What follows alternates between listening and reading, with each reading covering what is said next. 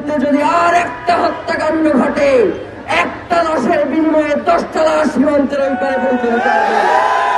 সীমান্ত সুরক্ষা দিতে না পারার কারণে আমার জনগণকে হত্যা করা হচ্ছে। আপনারা কি কেউ জানেন যে শহীদ শরীফ ওসমান হাদি তিনি একটা ছদ্মনামে লিখতেন? সেই নামটা কি আপনারা জানেন? তিনি সীমান্ত শরীফ ছদ্মনামে লিখতেন।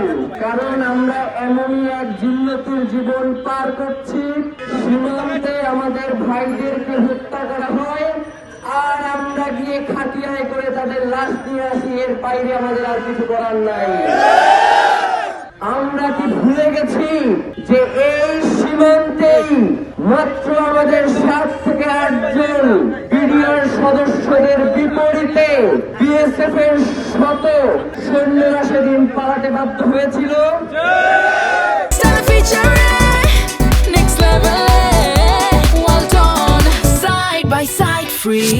আমাদের ভাইদেরকে হত্যা যারা করবে, সীমান্তে আমাদের ভাইদের উপরে যারা আঘাত করবে, রাষ্ট্র যদি যথাযথভাবে ব্যবস্থা গ্রহণ না করে তাহলে বাংলাদেশের মানুষকে সেই ব্যবস্থা গ্রহণ করতে হবে। আমি অত্যন্ত ধন্যবাদ জানাই নাসির ভাইকে।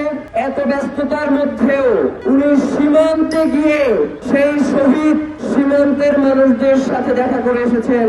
এই দায়িত্ব তো শুধুমাত্র নাসির ভাইয়ের একার নয়, এই দায়িত্ব ছিল বাংলাদেশের রাষ্ট্রপ্রধানের। সীমান্ত সুরক্ষা দিতে না পারার কারণে আমার জনগণকে হত্যা করা হচ্ছে। কিন্তু আশ্চর্য বিষয়, বাংলাদেশের সরকার এই ব্যাপারে কোনো কথা বলছে না।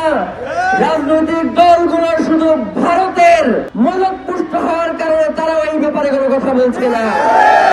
কিন্তু বাংলাদেশের অধিকাংশ জনগণ যারা এই সীমান্ত হত্যার বিরুদ্ধে, একটা আন্তর্জাতিক আইন রয়েছে যে সীমান্তে অনুপ্রবেশকারীকে গ্রেফতার করে যথাযথ বিচারের মুখোমুখি করতে হবে, কিন্তু বিএসএফ কোন আইনের তোয়াক্কা করছে না।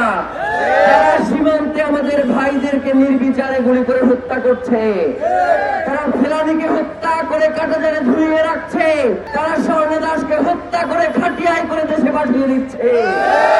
সীমান্তে যদি আর একটা হত্যাকাণ্ড ঘটে, একটা লাশের বিনিময়ে 10টা লাশ সীমান্তের ওই পারে পৌঁছে দিতে হবে।